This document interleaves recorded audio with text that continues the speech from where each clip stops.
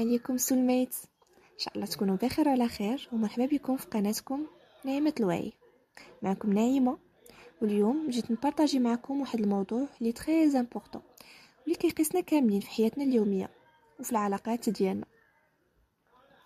علاش كاينين شي ناس كنديروا معاهم اون كونيكسيون فوريه وشي ناس لا؟ واش عمرك سولتي راسك علاش شي مرات كتلاقى شي حد لاول مره وبلا ما يهضر كتحس بواحد الفايب زوينه وواحد الراحه غريبه، وكأن روحك كتعرف روحه من شحال هذا؟ واش هاد الشي غير صدفه ولا كاينين قوانين في الفيزيكس ورا هاد الكيمستري اللي كنحسوا بها؟ كأستاذة الفيزيك غنبسط لكم هاد الشي بدوز اكزامبل ساهلين بزاف. المثال الاول هو لا راديو. باش تسمع المحطه اللي بغيتي، مثلا ميد راديو، ايد راديو، اللي بغيتي، خاصك تضبط اولا تغيقلي لا فريكونس ديالها بالضبط. وإلا هربتي غير بشرطه وحده شنو غتسمع؟ تسمع غير صداع وتشويش. هاد العمليه ديال الموازنه كتسمى لادجستمنت اولا الريغلاج.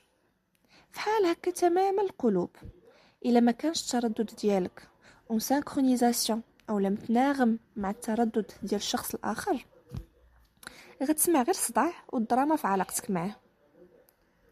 نزيدكم مثال ثاني اللي هو لا بالونسوار، اللي بالمغربيه كنقولها الزعلوله.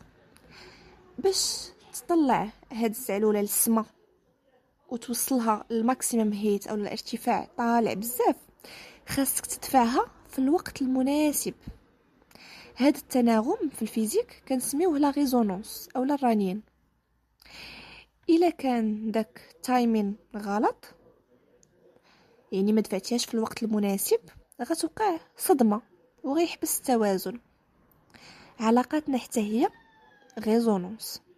ملي كيكون الوعي ديالك والقيم ديالك غاديين في نفس الفريكوانسي مع الشخص اللي معك، هنا كتطلعوا بجوج في السعاده والراحه.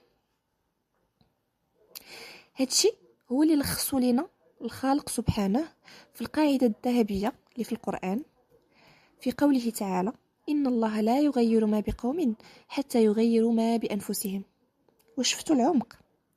التغيير الحقيقي the real change كيبدا من الداخل، من السلف ديالنا،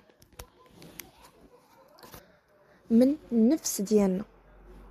وحتى الرسول صلى الله عليه وسلم أكد لنا هذا التعارف ديال الأرواح فاش قال: الأرواح جنود مجندة.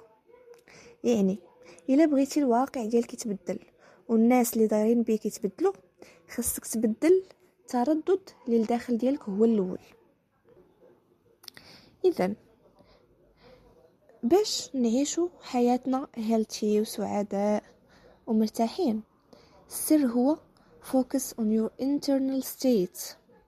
خاصنا نخدموا على حالتنا الداخليه، نخدموا على الوعي ديالنا، نقيو قلوبنا، نغيروا ما بنفوسنا، باش اوتوماتيكيا قانون الرنين الكوني يجذب لنا غير الناس اللي عندهم البوزيتيف فايبس، اللي كيشبهوا النور اللي فينا. كنتمنى هذه الفكره تكون واضحه وصلت لقلوبكم. الى عجبكم هذا البودكاست ما تنساوش ديروا لايك وسبسكرايب في القناه، وخليوا لي في التعليقات واش امنتوا بان التغيير كيبدا فعلا من الداخل او لا. تهلاو في راسكم ونشوفكم في الحلقه الجايه ان شاء الله. stay positive وفي امان الله.